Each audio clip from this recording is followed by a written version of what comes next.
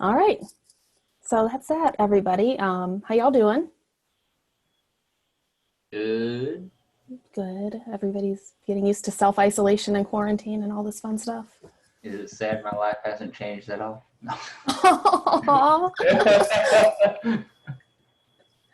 I am missing tech conferences for sure. I was supposed to be at one 2 weeks ago and one next week, and they're all virtual or canceled now, so it's just not the same.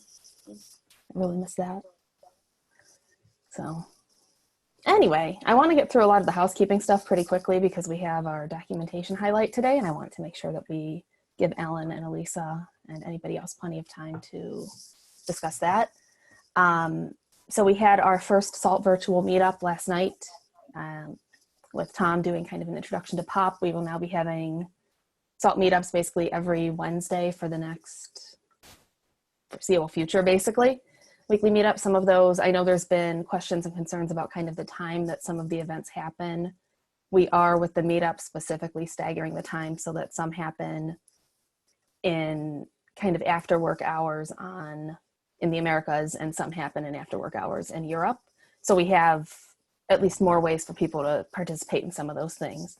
And then we will be recording the meetups as well. I'll be putting those up on YouTube along with the open hours.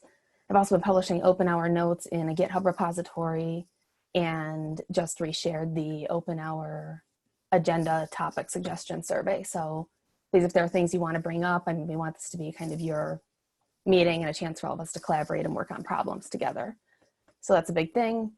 I know that upcoming we want to do, after kind of these next 3 to 4 meetups, which are so POP focused, we're going to have Tom Hatch come on and do a POP Q&A. So that should be a really interesting meetup. And about once a month, we'll have one of these kind of focused ones. And then we also plan to have work group leaders come in and share some of their initiatives as well.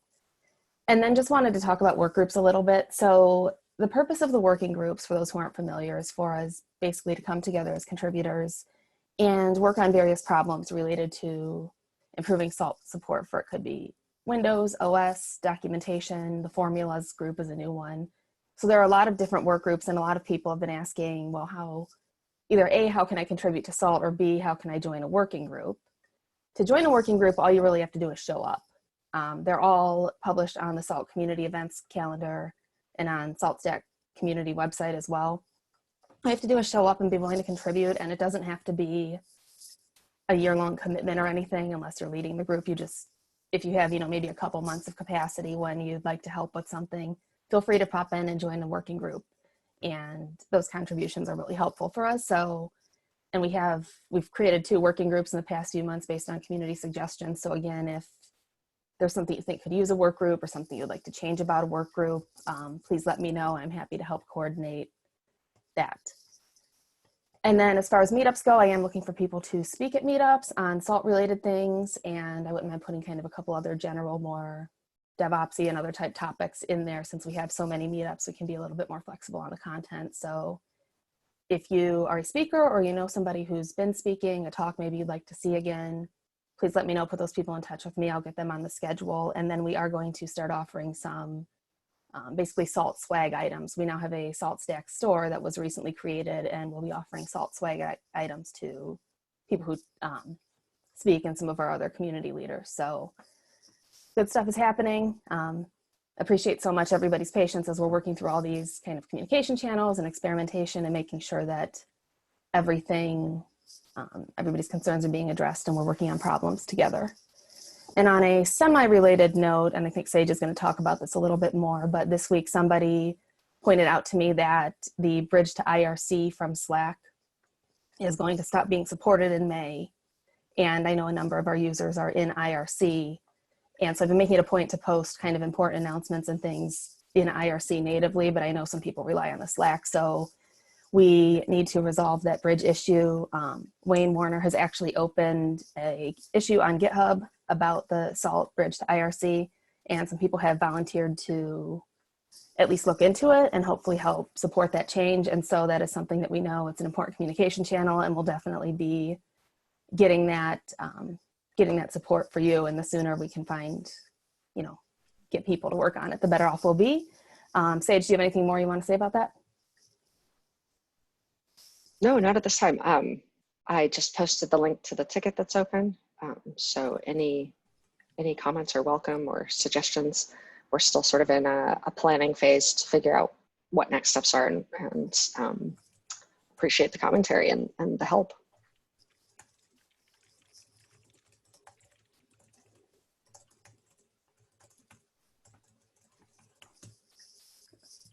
All right, so that's the bridge to IRC. So that is a work in progress. Definitely something we've heard, definitely something we are going to be addressing. And then kind of another hot topic of discussion around here always is Stalebot, and we're going to be making some changes to how Stalebot is used. And Sage is going to chat about those as well. Yeah, so Stalebot. Stalebot has been not so great. We talk about it a lot. So I have a pull request to have it not close anything. And right now, what we are thinking is that we actually take it out and we take out the configuration for Stalebot and rethink exactly what our automation is. And we want to announce that today and understand any feedback from others if they have that. And we would like to move on that very quickly and put that in place by Friday, so tomorrow. So take out Stalebot. Any objections? Definitely not.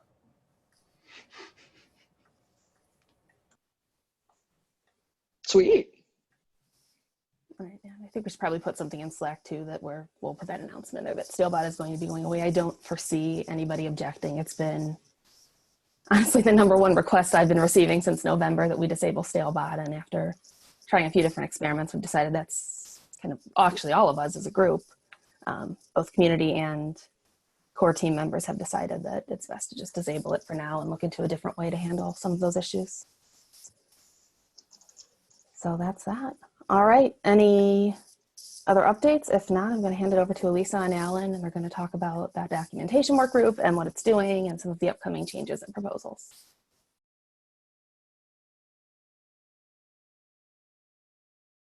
Are you going to take it, Alan?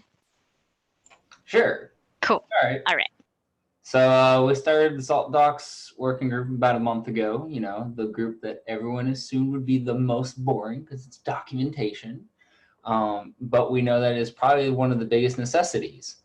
So we have a large number of tickets that are small things, just small fixes, and we're kind of using that group of issues no one wants to do as a small tax, where our members are just taking one in between each meeting and doing it just so we're getting through some of the stuff that no one wants to do but needs to get done.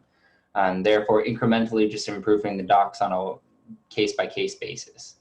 On top of that, we have a lot of the bigger changes that we're looking to make in discussion now. One of them was that we recognize that the community has been wanting both something easier for super beginners at step 0 to be able to munch on, while at the same time our more advanced users are struggling to be able to use Salt for really complex things because we just don't show them how to do that. And so it makes it difficult to go from being pretty good to being an expert in Salt. And using that in both their personal and in their organization's infrastructure. To try to placate both groups and be able to help both of them get what they need, we're looking for a migration from GitHub to GitLab. And then with that, we'll be using the CI/CD pipeline, and we'll be updating lots of stuff that's on the back end, such as we're using an older Sphinx. We'll be using a new one. And Elisa, can you tell them about the theme that you wanted to use that will enable us to give both beginner and experts? Yeah, will you give me like just 1 minute to pull it up?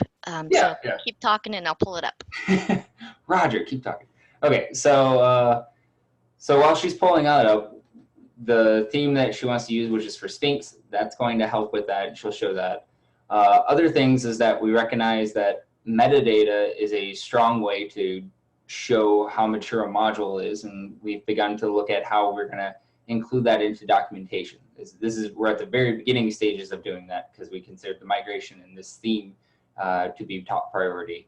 But in doing so, we'll start being able to show people more of what the test group has been doing and showing like how much of a module has been covered, showing that on the documentation page so that they can see, okay, this module is extremely reliable. It's been test covered by 90% or something. Here's the thing. Go ahead, Alyssa. You're muted. You're muted. Elisa, you're muted. Sorry, darn it. Trying to be polite and then I forget I'm muted. Okay, we are going to use an open source theme provided by the Read the Docs group, and we'll convert all of SaltStack's doc sets to this theme eventually. But it gives us some really cool new functionality that Sphinx is already able to do. Our current themes just hadn't been using it because they're not on the latest version of Sphinx, I believe. But here's kind of an example of what they can do. You have 3 different options for how you can show different types of content. So for example, you can have this tab that allows you to show, in this case, we're showing how to do the same commands just in a different operating system. But notice you can just kind of click between that. So again, to Alan's point about a possible use case for this, we could click between, here's a beginner example, here's an advanced example, so that you get the appropriate level of detail for your level of experience with Salt. Another example is we have this ability to expand and collapse content as needed. And then here's just another tab example, like where you can just tab between different things. So we'll probably decide which standard we want to adopt, but the new theme that we'll be implementing will allow us to do this. So. Yep. And obviously with that, there'll come a lot of new work, as most of the super beginner stuff I've been told just needs rework, new tutorials.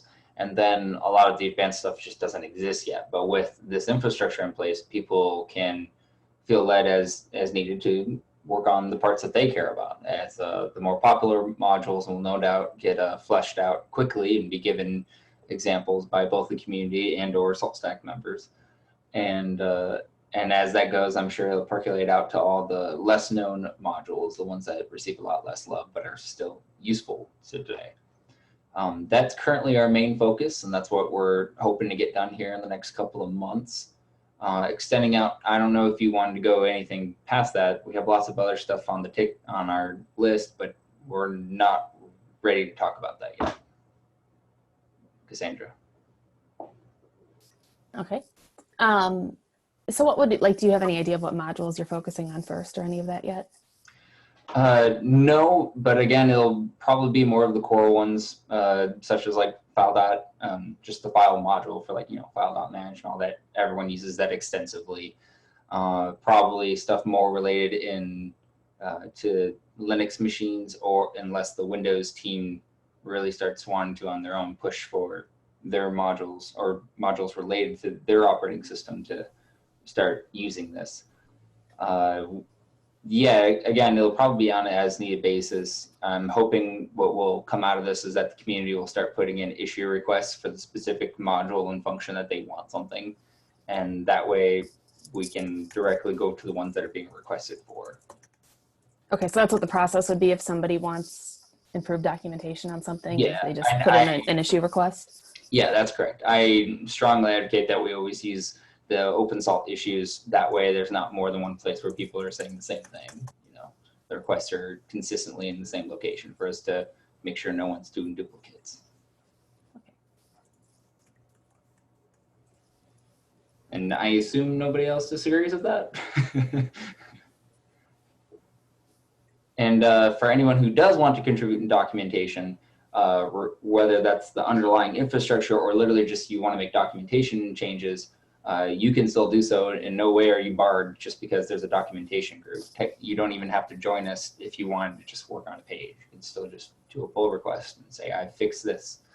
I do attempt to keep track of all of the open salt issues that are documentation specifically related. And then on our SaltStack Docs Hub repository, I make duplicates of those just so that they can be tracked on our side so we can issue those to people. But again, all the original actual issues are done on OpenSalt, and then I'm just making an issue on our repository so we can keep track of it. And you're welcome to pop in and say something's wrong and make an issue on OpenSalt, or ask us how XYZ should be done because it's a bit more complicated than a simple issue. Do you think it would be valuable for us to bring awareness, just let the other working groups know, hey, this documentation work group is going to start in a couple months considering some of the issues and requests, and just let people know it's an option? Yeah, that's fine. One of the things that we've realized as we're playing with the infrastructure side of this is that some of this bleeds into other groups, such as some of our test ideas and being able to use metadata. Obviously, that's not our domain. So usually we're trying to brainchild it, make sure we understand what we're asking for and give them as clear a solution as possible, and then push that to whatever team that's actually, their domain. So that way we're not stepping on toes. And that'll probably continue here, as I'm sure we've had a couple things with the test stuff. We have our own docs checking bot that we're planning on pushing, or I think it's already a pull request right now. And there's a couple of other things that we're pretty sure we have a solution. And as I said, as we're slowly chipping away at what we think is top priority, we'll get to, or we'll have to start communicating with the other teams regardless, just because we need their cooperation, their expertise. Well, yeah, that gives a cool kind of cross-team collaboration opportunity over time, which I think will be good. Because none of this stuff exists in a bubble, even though it sometimes seems like it. Everything kind of works together in some ways. Cool. What documentation related or work group related questions does anybody have? I just want to say, first of all, that looks great, and I appreciate all the work you guys are doing. I was just trying to understand what the changes are going to be required. Are we going, it sounds like we just need to upgrade Sphinx, and then you said there's something about a template. So is there a lot of things we're going to have to change to upgrade to that? The plan is currently that a lot of the underlying infrastructure that is the OpenSalt website is just needs to be changed. And you guys have elected GitLab is going to be the majority of that change.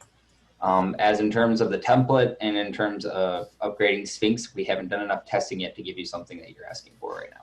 Yep, that's what I was just going to say, is that we need to conduct some tests to determine what the impact to the OpenSalt docs are going to be. DC is working with the docs team at SaltStack to work through those tests, but we just barely began the process of figuring out the logistics for that yesterday. So I can't commit to when we're going to complete those tests, but it's on our radar. My hope is that the majority of our documentation will be just a one-to-one transfer, and then we're adding in where we want those new tabs. And so the majority of docs will just transfer. It'll still look all the same in terms of the actual content will still all be there. And then we're going to be adding or remaking content on a page-by-page basis as we're ready to take that on. Great. It was awesome. Thank you so much. Mm-hmm.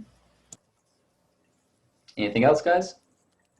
I do want to help set expectations really quick that it's possible that the OpenSalt component of upgrading the OpenSalt docs to this doc set might not begin until the fall, possibly.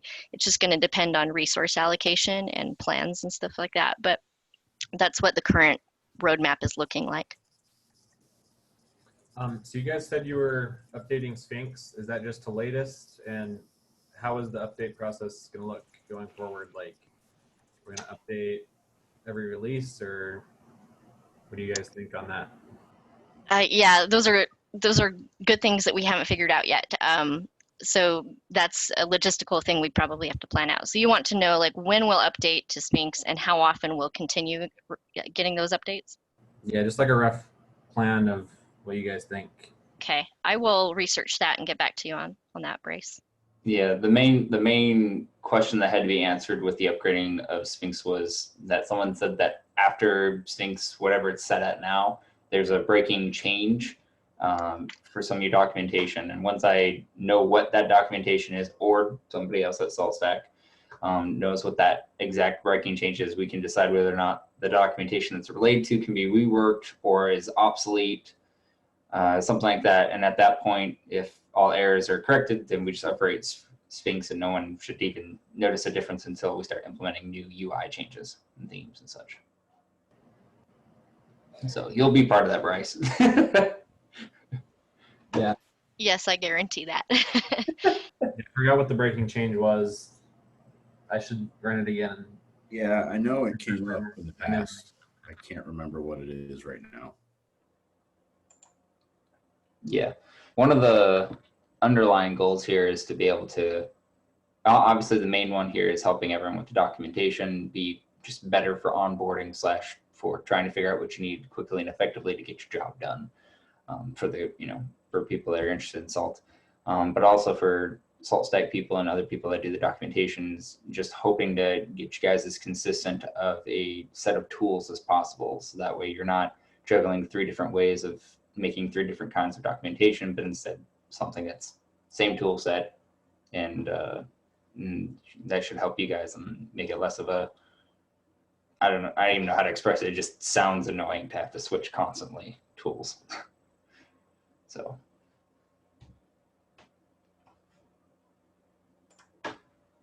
All right, anything else, guys?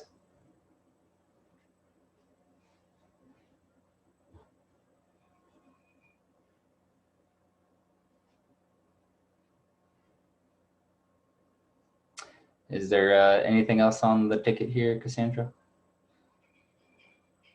I don't think so. I'm putting a quick note in IRC about this. Wade and I are kind of sharing some of the highlights with the IRC channel. Gotcha. So, I like this idea of creating a consistent set of tools, though, because it's one of those things right now is people don't know where to look for things. So, Yep. All right, cool. Well, that was that on the documentation work group. So thank you for that. I'm really impressed with all that group's been able to do in just 2.5 short months. I keep using y'all as an example as we get the formulas work group up and running. So thank you for that. All right, and now we don't have anything else formal on the agenda. So we have about 25 minutes left for open discussion, more concerts by Wayne, jokes, whatever anybody wants to talk about. I have an idea. Why don't we just make a few quick plugs for why you should join the documentation working group? Okay. If you don't mind. So one is that it's very friendly to newbies. Documentation is a really great place to start if you're new to contributing to SALT. Because you're going to be in the documentation anyway as you're getting familiar with docs, with SALT.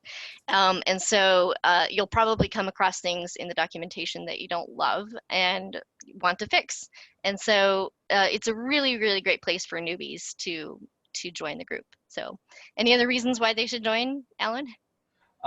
Even if you're not particularly interested in docs, I know that like everyone else, well, maybe not maybe it's just me, but I tend to not remember how to do something the first time, and I have to learn it a couple of times. I'll learn how to use file.manage for this specific task, and then I'll have to come back to it in 2 or 3 weeks and relook at the documentation. And if there's a mistake there, and I had to spend time figuring it out the first time, if I don't make that correction, I'm also going to have to spend time later making that correction in my mind. Why not just push that to the document and fixing it so that it's easier for you to grab what you need the next time? So I'm advocating that you don't have to be consistent, but one off to the thing that you're using and care about. That's, it'll make you more efficient in the future and make it easier so that if there's other people underneath you or adjacent to you that are working on the project, they also don't have to ask you for the details of how does it really work, and so on and so forth. Okay, and I'll make one more plug, which is that documentation really does make a difference. I cite this statistic a lot, so I apologize if I'm a broken record, but in 2017, GitHub conducted the open source survey, which sampled about 5,000 respondents, and the key takeaways were that documentation is highly valued but often overlooked. The survey found that outdated or confusing documentation was a major problem for open source projects, affecting 93% of respondents. Yet, 60% of contributors said that they rarely or never contribute to the documentation. So one of the best ways that you can give to a community is to improve the documentation because it affects everybody. So I think that's my end of broken record statement. So Thank you. I think it's great, and thank you, Elisa, for citing that again. I've heard you say it, I think, only one other time, so it's good to hear it again. And I think that it's really interesting, and sometimes it's difficult to focus on documentation, but it is really really valuable. And I have a question for Doc Hope. I don't know. I've been here for a while, and I see many different styles for doc strings in our modules. And I was wondering, are we going to standardize on one? Yes. And have you chosen one? And which one is that? The answer is yes, we will standardize. Have we chosen one? We softly have a preferred one, but have not made that official. As I said, we're kind of focused on the migration and theme enhancement. That's just lower on the totem pole for now. So there is to be a standardization, but we have not made an official one simply because it's just more time to see what's going on, make sure people agree with it, and make sure we're not making decisions in a silo that's just going to irritate the community. Probably require a step for that, maybe. Maybe, yeah, that might be, but this also might be one of those cases where no one really wants to have an opinion, and you just need to put a good one out there, and then everyone says that's good enough for me. So we'll see. If you and some other people are pretty demanding that we get one out there, then we'll try to focus on that quick and give you something that is reasonable, and then if not good enough, can be tweaked to what is considered acceptable. No, the answer that I've always gotten is nobody cares. It's kind of what we thought. But if you have a suggestion, that it's good for us to know. I mean, I have my opinions of what I think is more readable when I'm looking at code. Sure. Yeah, my hope is to do the standardization not only at that micro level within the file, but all the way up to throughout the docs. One of my biggest irritations when I first learned SALT was that the tutorial pages looked nothing like the standard documentation pages. So while I was used to the tutorial, I felt very lost and overwhelmed just looking at the regular documentation. As a newbie, like step 0, I was very confused. And I remember it took me like 2 months to get SALT to do anything. But then once I'd made it past step 0, then it was fine. The docs were great. I was like, okay, now I understand how they work. And so like, that uniformity from beginner to expert is one of the standardizations I want. The micro level, what you're saying, is what I want. There'll be some adjustments in terms of how we use the docs. One of those is like, we obviously have inline docs, and those should never change. I don't know if anyone else does, but I often, while using SALT, go to the terminal and will actually look at the documentation in the terminal, like SALT utils dot list functions and so on and so forth, and then like look at the sys docs for a module while I'm working. And so therefore all the tutorial stuff that's not that, it's not inline, that doesn't need to be there with SALT. Though I think people still have advocated they wanted it uniform. Even still, tutorials need to be reworked. The inline stuff needs to continue to be consistent. I know someone put in a pull request, I don't know if it was accepted yet, but I know someone put in a pull request to require that inline doc is present when giving new module and functions to SALT. Do we know if that got pushed, Sage, if that was accepted?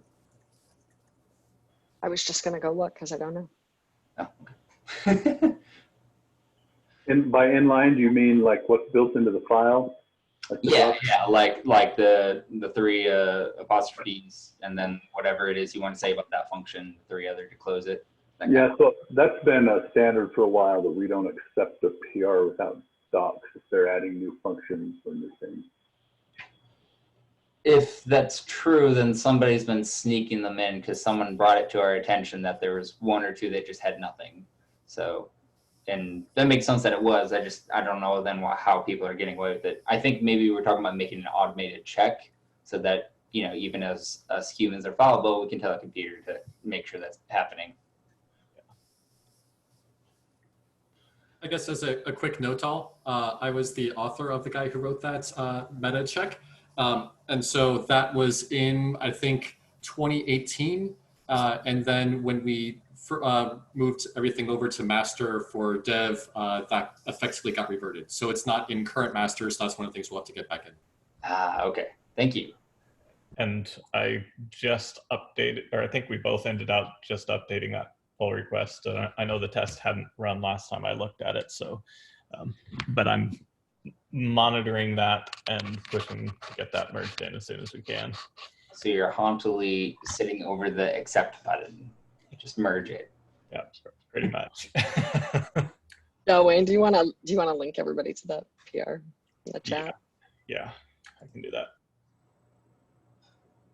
One additional thing I would add about the benefit of contributing to something like documentation is that, for me at least, sometimes when I sit down and have to explain how something works to somebody else, it helps seal that knowledge in my own brain. And so if there's something that maybe you're curious to learn more about, or maybe you feel like you're really expert at, those are good ways to share your knowledge and kind of reinforce that knowledge. It forces you to kind of investigate things.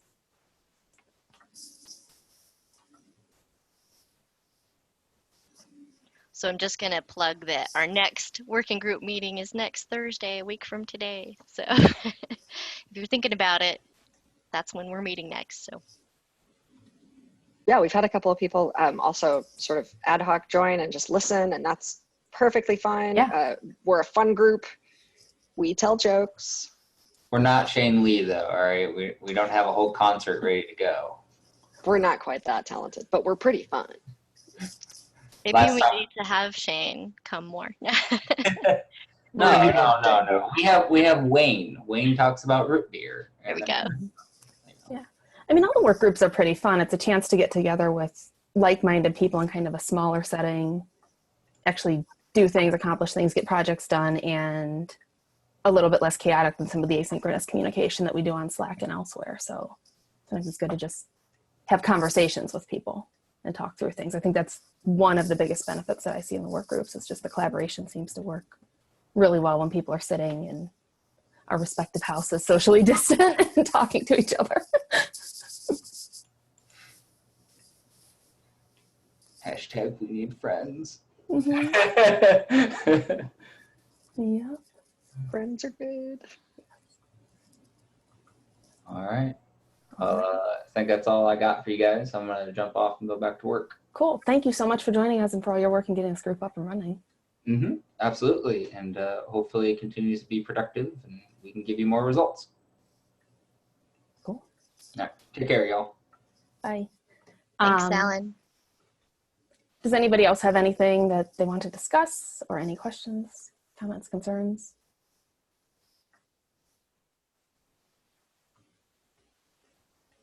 You can either drop them in the chat or speak up.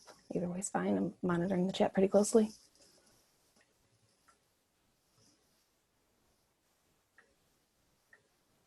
All right, well, I'm going to take that as a no, but thank you all for joining me.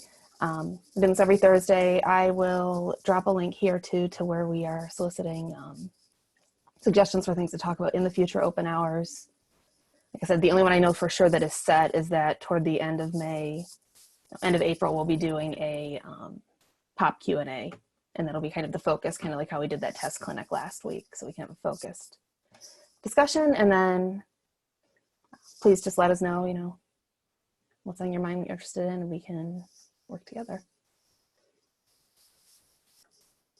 All right, thanks everybody. I'll give you back 15 minutes of your day. So bye. Thank you.